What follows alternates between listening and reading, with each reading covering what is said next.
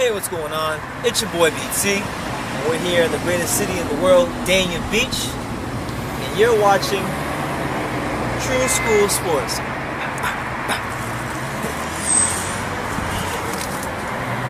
It's personal between me and you, and I'm going to do you some serious harm, you big stiff idiot.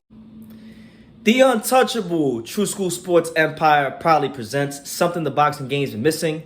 Hey, what's going on? It's your boy BT, and I came here to talk some boxing with the thousands of True School Sports subscribers. Now, Boxeo Dominicano.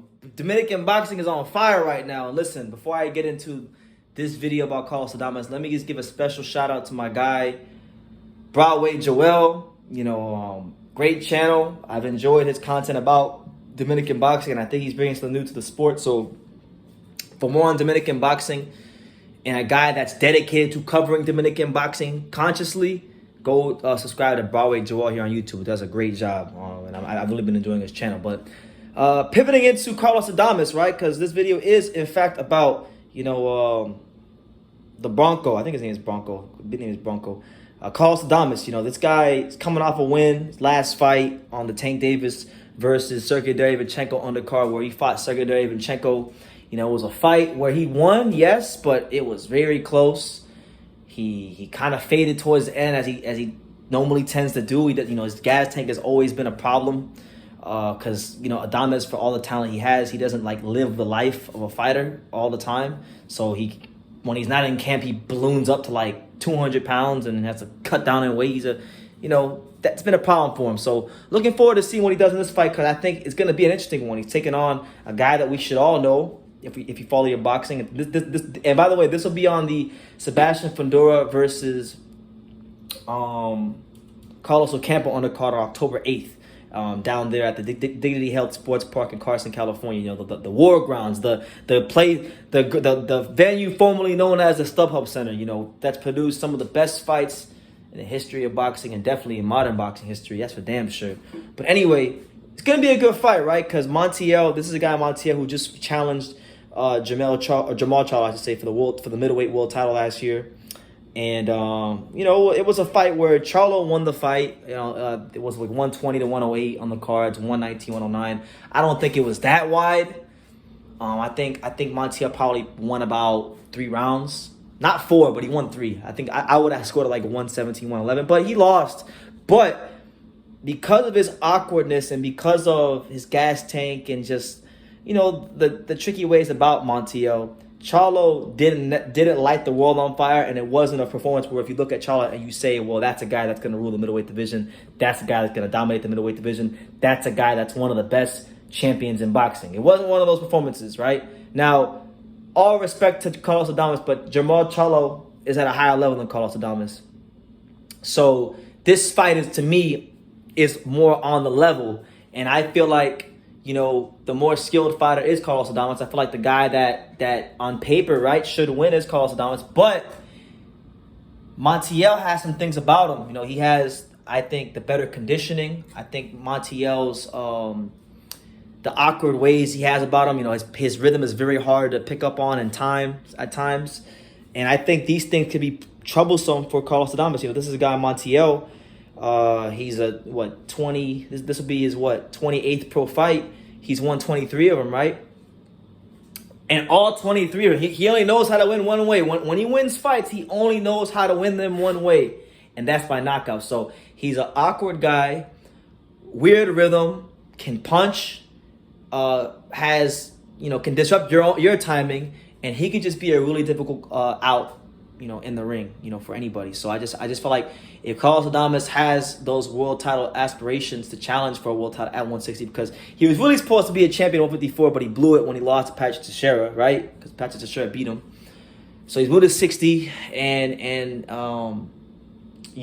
he's in position. Right now, the middleweight division is at a stage where I think that if he wins this fight, if Adames or Montiel, whoever wins this fight, I think could be positioned to fight for a world title, because Adames is ranked number 1 in the WBC, which means that he's due a title shot soon. He's going to have to do a title shot any day now, all right?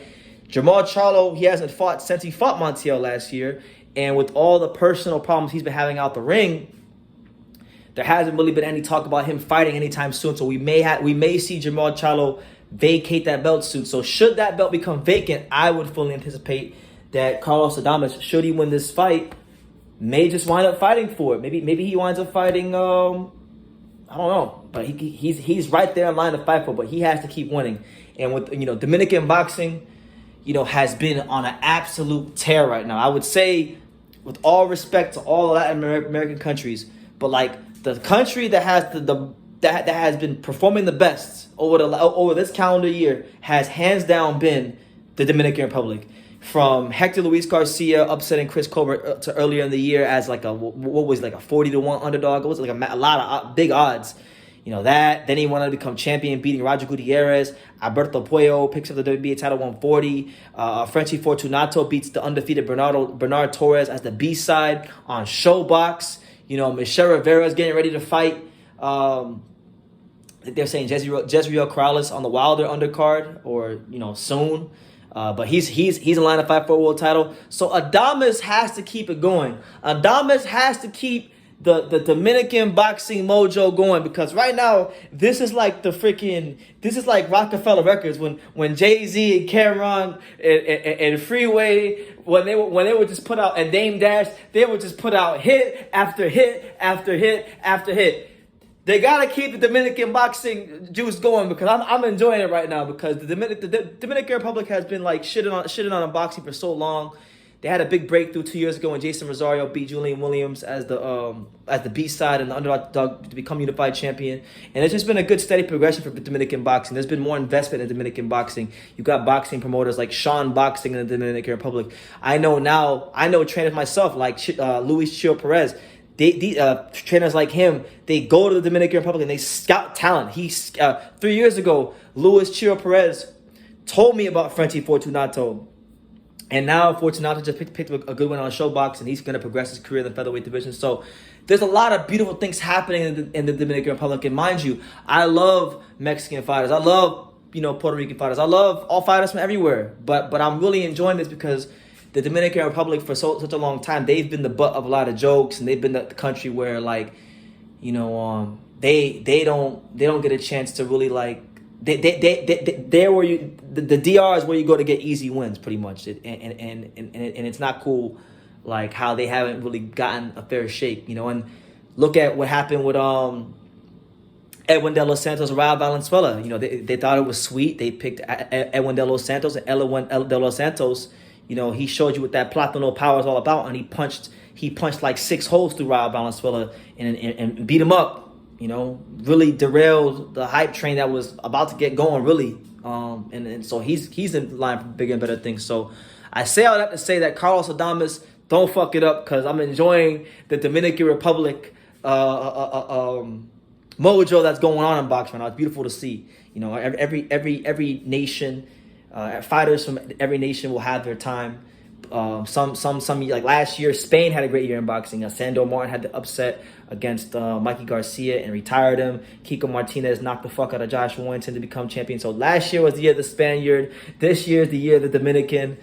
And it's a beautiful thing to see. So, let me know what you guys think in the comments down below. What do you think about this fight between Adames and Montiel? I think it's a fight that Montiel can win, because Adames does fade in the back half of fights, and Montiel can punch, and Montiel is awkward. So, Adames is going to have to make sure that all of his T's are dotted in training and all of his I's are crossed, because if he comes in cutting corners on conditioning, not in the best shape in the world, he will find a way to lose this fight. So we'll see what happens. But that's the news. So let me know what you guys think in the comments down below. Make sure you guys take the time to subscribe. And like I say in every single one of these videos, you can love me or you can hate me, but I'm just a kid from Daniel. So until next time, take care, guys.